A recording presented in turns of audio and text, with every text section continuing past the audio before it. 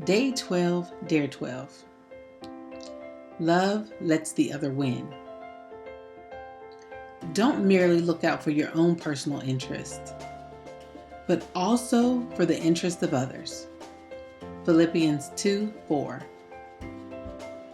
If you were asked to name 3 areas where you and your spouse disagree, you'd likely be able to do it without thinking very hard. You might even be able to do a top 10 list if given a few more minutes. Unless someone at your house starts doing some giving in, these same issues are going to keep rising up between you and your mate.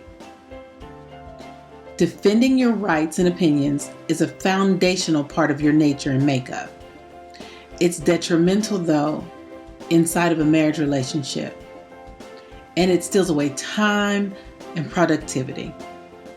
It can also cause great frustration for both of you. Some things are worth standing up for and protecting. Our priorities, our morals, and our obedience to God should be guarded with greatness.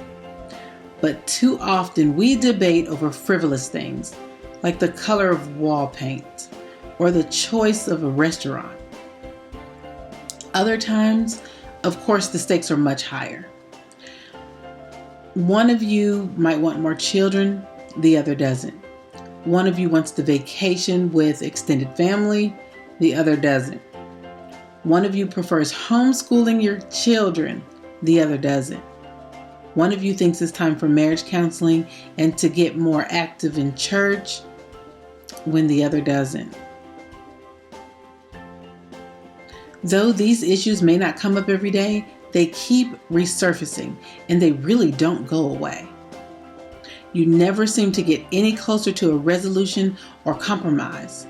It's like driving with the parking brake on. It's an attitude and a spirit of cooperation that should permeate our conversations. It's like a palm tree by the ocean that endures the greatest storm because it knows how to gracefully bend. The attitude of willingness, flexibility, and humble submission means laying down for the good of others what you have the right to claim for yourself. All it takes for your present arguments to continue is for both of you to stay unbending. But the very moment one of you says, "I'm willing to go your way on this," the argument will be over. And though the follow-through may cause you some pride and some discomfort, you've made a loving, lasting investment in your marriage.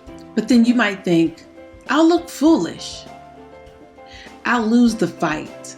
I'll lose control." You've already looked foolish. You've already lost the fight by making this issue more important than your marriage and your spouse's sense of worth. You've already lost emotional control by saying things that got personal, that hurt your mate. If you win and your spouse loses, what did you really win?